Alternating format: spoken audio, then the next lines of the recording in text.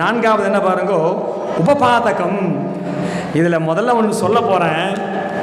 அதை பல பேர் இந்த இடத்திலே நம்முடைய நண்பர்களோ நாமுமே செய்திருக்கலாம், நேரடியாகவோ அல்லது மனதளவிலாவது அதை நாம் சிந்தித்து பார்க்க வாய்ப்பு இருக்கிறது. என்ன தெரியுமா, அம்மா அப்பா குரு இவன் 3 பேரையும் விட்டுறது. எங்கே கொண்டு போய் விடுறது? முதியோர் இல்லத்திலோ அல்லது கோயில் குளம். நீ போய் போ, ஒன்னால் ஆகிறதுக்கு எனக்கு ஒன்றும் இல்லை, நீ போய் எங்கேயாவது போ, உன்னை வச்சு என்னால் பார்க்க முடியல, நீ வேற மாத்திரை மருந்துன்னு கேட்குற, ஒரே விஷயத்தையே வேற பேசுகிற, பழசையே வேற பேசுகிற. ஆடு உக்காந்து அசை போடுமே, அது மாதிரி பழைய விஷயங்களை எல்லாம் அசை போட்டு கொண்டு இருக்கிறாயே. எனக்கு நான் தான் இளமையாக இருக்கேன், என்கிட்ட பணம் சம்பாதிக்க வேண்டும் என்ற உத்வேகம் இருக்கிறது. அம்மா அப்பாலாம் எனக்கு வேண்டாம், அம்மா அப்பாலாம் எனக்கு பாரம் அப்படின்னு கொண்டு போய் சுய வளர்ச்சியாக இதற்கு பெயர். வெளிநாட்டில் இருந்தால் கூட நம்ம திரைகடல் ஓடியும் திரவியம் தேடுன்னு சொல்லியிருக்கா இல்லையா? ஒரு தற்காலிகமாக பறவை மாதிரி நாம் உணவு தேடி சென்றிருக்கும் பொழுது அப்போ வீட்டை பார்த்துக்கிறதுக்கு யாராவது ஒருத்தரை வச்சுட்டு போகணுமே தவிர நான் அங்கேயே சென்று விடுவேன். என் மகனும் படித்து வெளிநாடு சென்று, தப்பு இல்லை, வெளிநாடு போகிறது தப்பு இல்லை, அம்மா அப்பாவை அழிச்சுட்டு போங்க. போகிறதுனா அம்மா அப்பாவை இங்கே விட்டுட்டு வெளியூர் போகும்போது சரி ஏதாவது பண்ணிக்கோ, எனக்கு தெரியாது, அப்படிலாம் இல்லாமல் இது எப்படி தெரியுமா, மனதளவிலே விடக்கூடாது.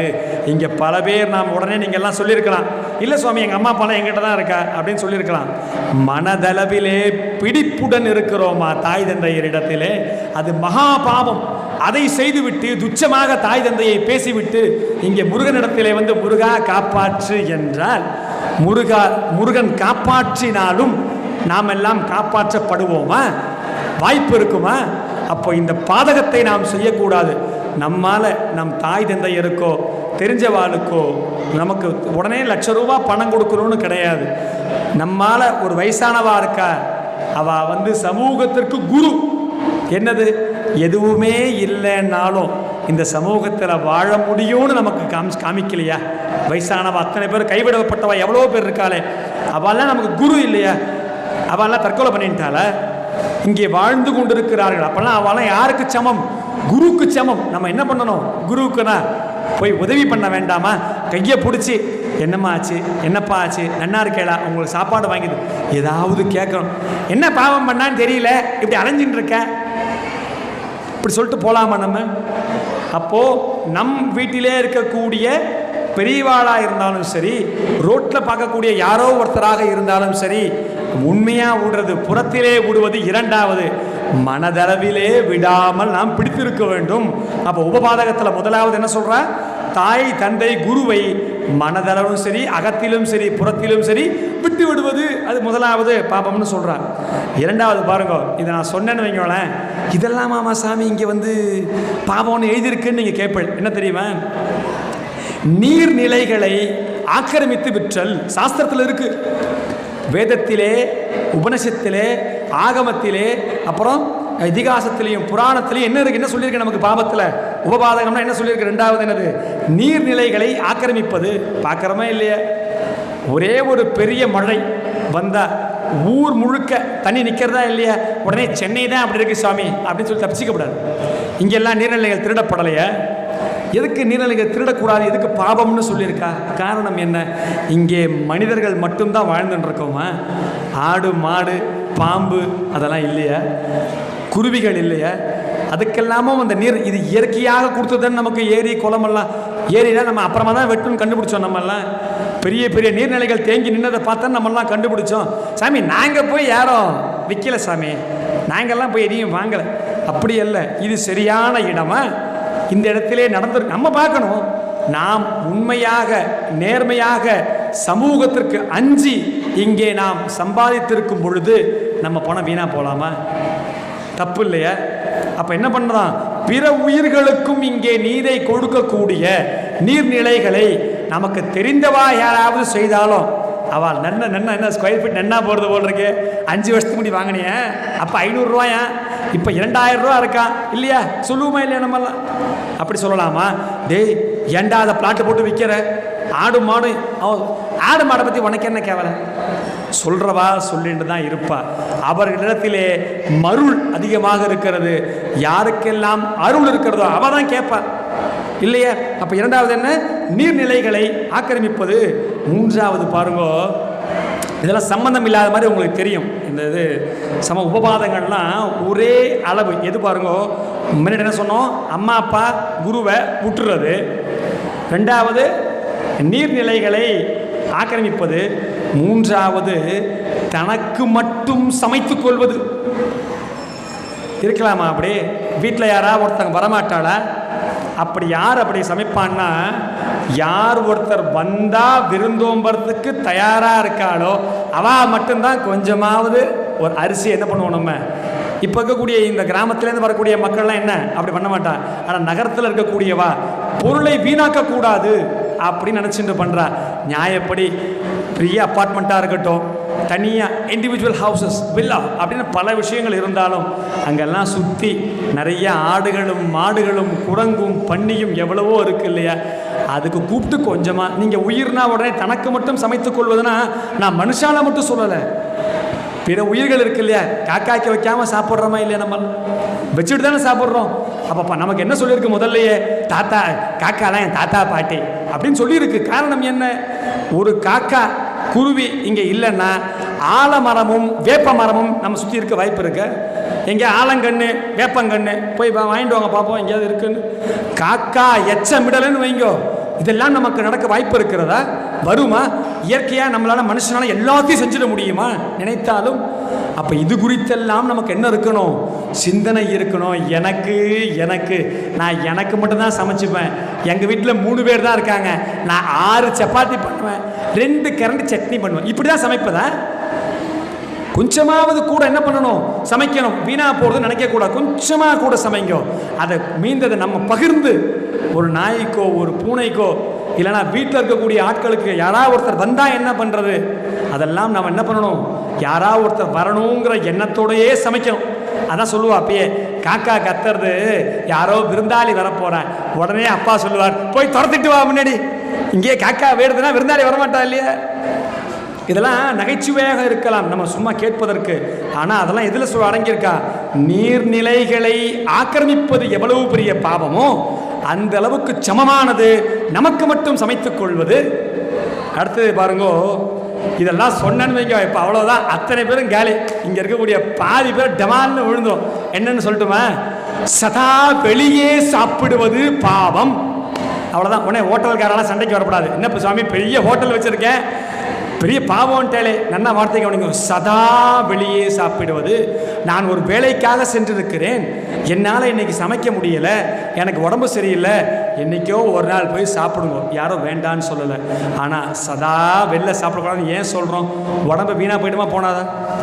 நாம் இங்கே அண்ணா ஆரோக்கியமாக இருந்தாதான் என்ன பண்ண முடியும்? நம்மளால இங்கே சமூகத்திலே நாம் செய்ய வேண்டிய அனைத்து வேலைகளையும் செய்ய முடியும். நமக்கே 40 வயசுலேயே முதுகு வலி, 20 வயசில் இன்ஸ்டாகிராம் பார்த்து கண்ணு வலி எல்லாம். இங்கே சின்ன பசங்க எல்லாம் வேலைக்கு போகிறவங்களாம் என்ன பண்ணுறா? நன்னா வேலை பார்த்துட்டு ராத்திரி வந்து சமைக்க நேரம் இல்லை சுவாமி, நான் வந்து அந்த இதில் சாப்பாட்டு ஆர்டர் போடுறேன், இந்த இதில் போடுறேன். பழகிடுதா இல்லையா? தினம் இது பணம் சார்ந்து நான் பேசலை. வீட்டில் பெரியவங்க தான் நினைத்த கவனிச்சு பாருங்க. கொஞ்சம் உப்புமா பண்ணி சாப்பிட்டேன், எதுக்கு ஆர்டர் பண்ணுறேன் சொல்கிறேன். ஆமாம், உனக்கு ஒன்றும் தெரியாது, போயிட்டு வா.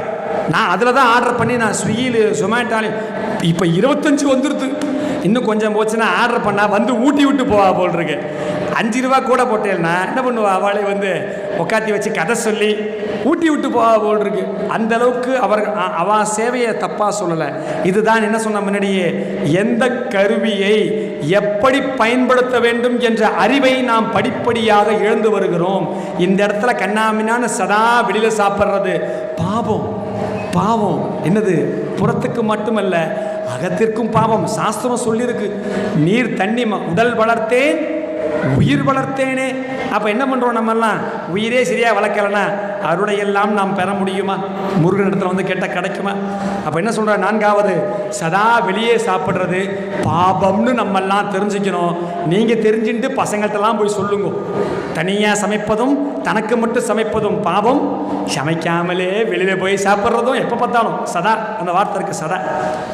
கடைசி பாருங்கோ, இது நம்ம நிறையா பேசிட்டோம். 5வது, அஞ்ஞானத்தை படித்தல், அஞ்ஞானத்தை பார்த்தல், அஞ்ஞானத்தை பேசுதல், கேட்டல், உணர்தல். 5 ஐம்புலன்களை அஞ்ஞானத்திற்காக பயன்படுத்துவது. இப்போ யூடியூப் எடுக்கிறோம் கையில், எப்படி உப்மா செய்வது அப்படின்னு நீங்கள் யூடியூப் எடுத்து பயன்படுத்தி பாருங்கோ, தப்பு இல்லை. எடுத்துட்டு உப்மா செய்ய பார்க்கறதுக்கு செல்ஃபோனை எடுத்துட்டா திறந்த உடனே அந்த யூடியூப் எதில் போகிறது? ஷார்ட்ஸுக்கு நேராக போயிடும். பண்ண போன வேலையை மறந்து விட்டு டபக்கு டபக்கு டபக்கு பண்ண பால் வாங்கிட்டு வர சொன்னேடா, பால் வாங்க ஐயோ மறந்து போயிட்டோம்மா, ஒரு நிமிஷம் செல்ஃபோன் எடுத்து டைம் என்ன பார்க்கலான்னு செல்ஃபோனை எடுத்தேன், அன்லாக் பண்ணேன், ஞாபகம் இல்லாமல் என்ன பண்ணிட்டேன். அப்போது பெரியவர்கள் நமக்கு சொல்லக்கூடிய கட்டளையை, கடமையை, அஞ்ஞானத்தை நாம் எப்பொழுதெல்லாம் பற்றுகிறோமோ, 2 மணி நேரத்துக்கு இன்ஸ்டாகிராம் ரீல்ஸும் யூடியூபும் நம்மளுடைய நேரத்தை முக்காவாசி சாப்பிட்றது செல்ஃபோன் தான். எவ்வளோ எப்போ சொல்லியிருக்கா பாருங்க, 5000 வருஷம் இருக்குமா, 10,000 வருஷம் இருக்குமா, வேதம் வரும்பொழுது இல்லை அந்த காலம் அப்பாற்பட்டது. அஞ்ஞானத்தை பார்த்தலோ, படித்தலோ, நுகர்தலோ, உண்ணுதலோ, உணர்தலோ தப்பு, பாவம். ஆனால் பார்க்காம இருந்துட முடியுமா? உடனே சொன்னால் பார்க்காம இருக்க முடியாது சுவாமி. கொஞ்சமாக பார்த்துப்போம், வழி நடத்தி பார்த்துப்போம். ஒரு நாளைக்கு 1/4 மணி நேரம் அதுக்குன்னு ஒதுக்கி பொழுதுபோக்கு அம்சமாக நினைத்து அதை கொஞ்சமாக அளவாக, அமிர்தமே இருந்தாலும் அளவுக்கு மீறினால் அமுதமும் நெஞ்சு. அப்போ செல்ஃபோன் மட்டும் நமக்கு நெஞ்சு இல்லையே? ஏன் நம் மூளையை கழட்டி வச்சுட்டோம் கையில். அதுக்கு பேர் என்ன? Smart phone. நமக்கெல்லாம் என்ன பேர்? டம் பர்சன் ஆங்கிலத்தில். அறிவு கெட்டவர்கள் நாம் எல்லாம். யார்? அறிவு கெட்டவர்கள். காரணம் என்ன? அறிவை கெடுத்து ஸ்மார்ட் போன் என்ற பெயரிலே கையில் வைத்திருக்கிறோம். சதா அதையே பார்த்து கொண்டிருக்கிறோம். நாம் இந்த தாங்கொட்டு கெட்ட குரங்கு வனத்தையும் சேர்த்து கெடுத்துதான் சொல்கிற மாதிரி இளம் பிராயத்து மக்கள்லாம், சின்ன பசங்களாம், 30 வயசு கம்மியாக இருக்கிறவாலாம் தான் மட்டும் செல்போன் பார்க்கறது இல்லாமல் தன் குழந்தைகளிடத்திலும் செல்போனை கொடுத்து அது 2 முனை 2 முனை என்னது கத்தி கூர்ப்பா இருக்கும், புடி நடுவில் இருக்கு. குழந்தைகளுக்கு அதை பற்ற தெரியாது. நாம் அஞ்ஞானத்தை பெறுவதில்லாமல் குழந்தைகளுக்கும் அதை கொடுத்து கொடுத்து நமக்கு ஒரு வேலையாகணும்னு செய்யறது நியாயமாக இருக்குமா? ஒருவேளை நாம் இந்த கூட்டத்தில், சத்சங்கத்தில் செய்யக்கூடிய ஆட்கள் என்னையும் சேர்த்து ஒருவேளை இருந்தால் அதை படிப்படியாக குறைத்து கொள்ள முயற்சி கட்டாயமாக செய்ய வேண்டும். இல்லைன்னா முருகா காப்பாத்துன்னு இங்கே வந்து நிற்கும்பொழுது வாட்ஸ்அப்பில் டொயங்க ஒரு நோட்டிஃபிகேஷன் வரும். அங்கே அப்படி தீபாராதனை காமிப்பா, நாம் கீழே குனிந்து செல்போனை பார்த்து கொண்டிருப்போம், தீபாராதனை விட்டு விடுவோம். எப்படி ஞானம் கிடைக்கும்?